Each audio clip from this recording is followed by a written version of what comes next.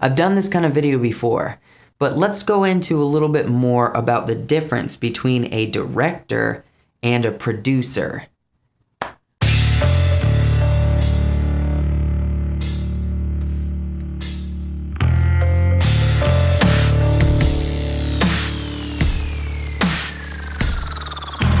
Thank you so much for watching this video, guys.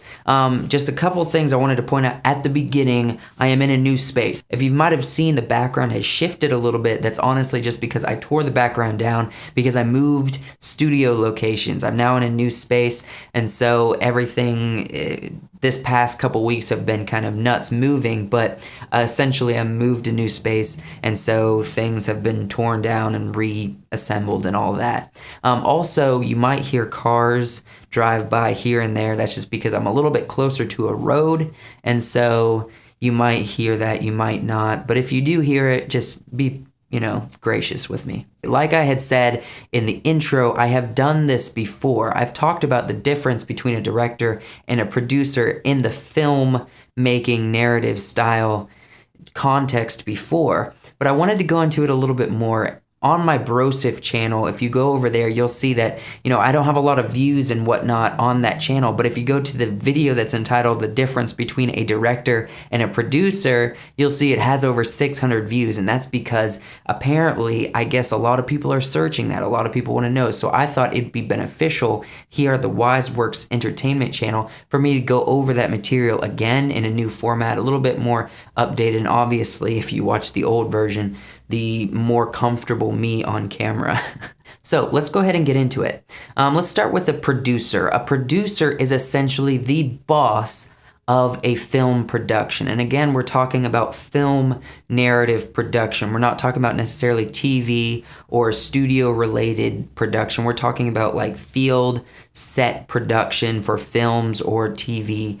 The producer is essentially the boss of what's happening there. A lot of times they're the ones who hire out the crew. They're the ones who get the finances in order for the production to be able to take place. They're the ones that a lot of time will pitch the idea. There might even be a part of the writing process. A lot of times jobs, especially in the higher ups of filmmaking, cross over. A lot of times you might see a director also be a producer or an executive producer.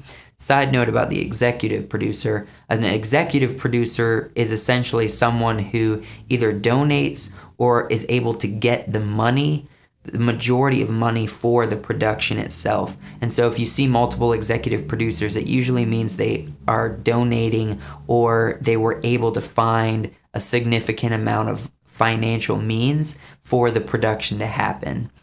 So just a side note, that's what's different. That's the main majority of what executive producers are. So if a producer is a boss, then how does that correlate? How is that relationship not conflict with a director? Because a director on set is in charge of making all of production, all of the different areas of jobs in a film production, see the envisionment that the director has for the story, for the film itself. And so he or she has to be communicating with all of the different jobs and areas in the film so that they can all fit inside the director's vision of what the film is and what it's going to look like and what it's going to sound like and feel like. And so how is that going to work with the producer who's the boss? Well, essentially the producer is the boss over the director. The producer entrusts the director to have that creative vision and that singular focus for the creative vision of the story. The producer is the one that's kind of coming behind the director and overseeing the project as a whole, making sure that they don't run out of money during the production, making sure if the director wants to do something that's not in the original plan, not in the original budget for the film, to come behind him and say, hey, do we have the money to do this thing that might be a little bit more pricey, but he thinks that creatively it would be better for the film. Well, the producer is the one who's going to give them a thumbs up or a thumbs down on that, and let them know, if they can or cannot do that. The producer is the one that's overseeing the project as a whole, the film as a whole. They're the ones that saying, okay, if the film starts and ends with me, if I'm not, making sure everything's on the up and up, if I'm making sure we don't run out of money or run out of resources, or people aren't getting fired left and right, we run out of a crew, or if there's an issue with actors that is causing them to maybe not want to finish the film from start to finish, the ones that are making sure it happens. The director is merely the one who has that creative vision and is communicating and acting as like an on-site boss, or maybe better, a manager of that creative vision for the project on set. And sometimes the producer is on set with them, sometimes they're not.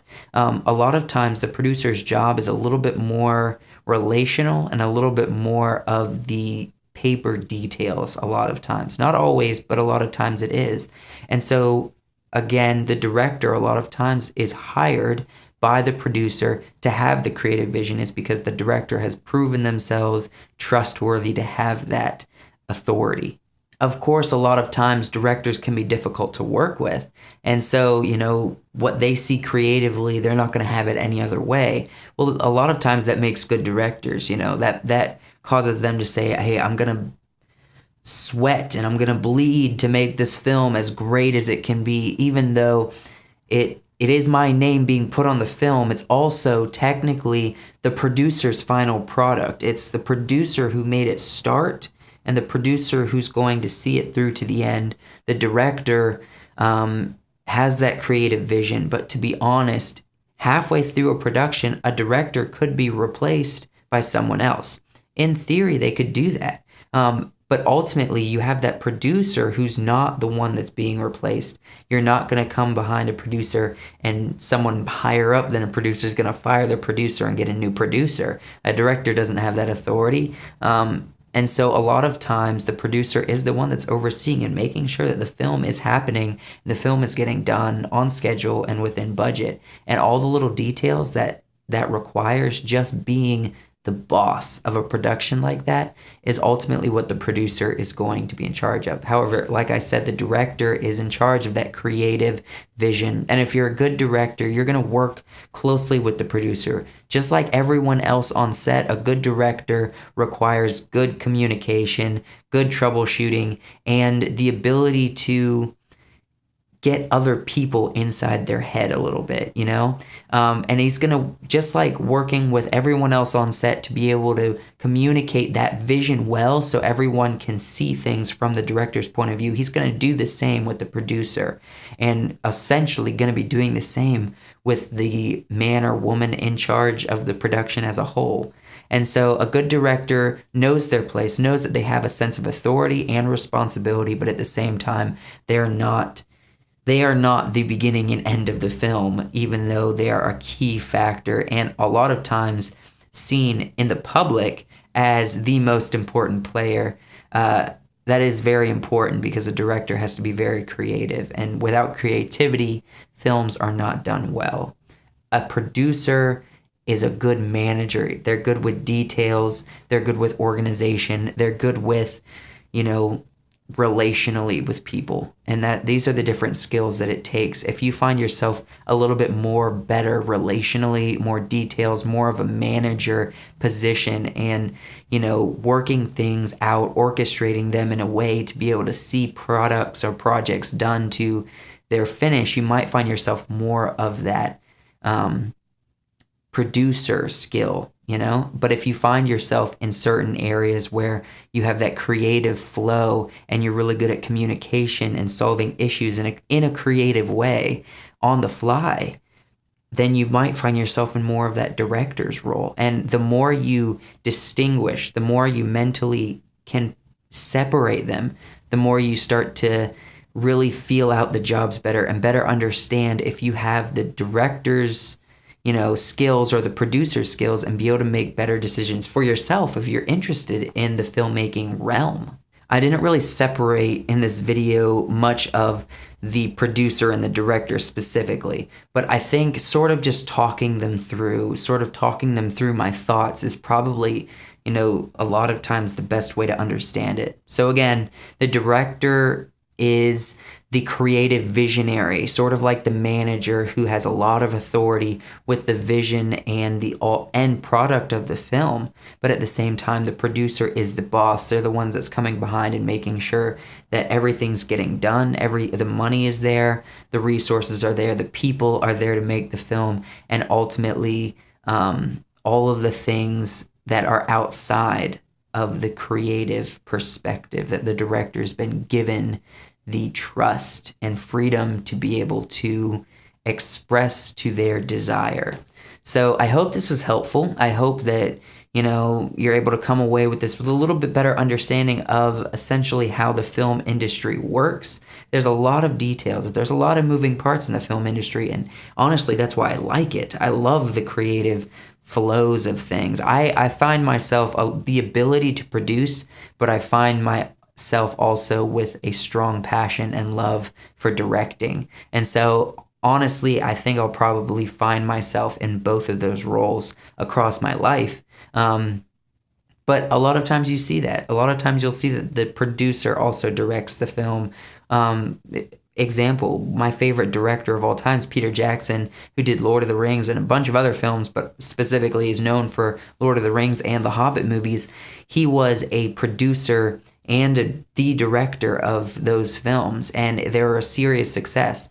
And it's also, he was a part of the writing team and all of that. So it really just depends on what you envision a film to look like and how you see your personality traits expressed with the most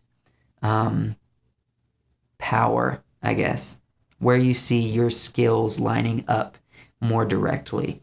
And so yeah.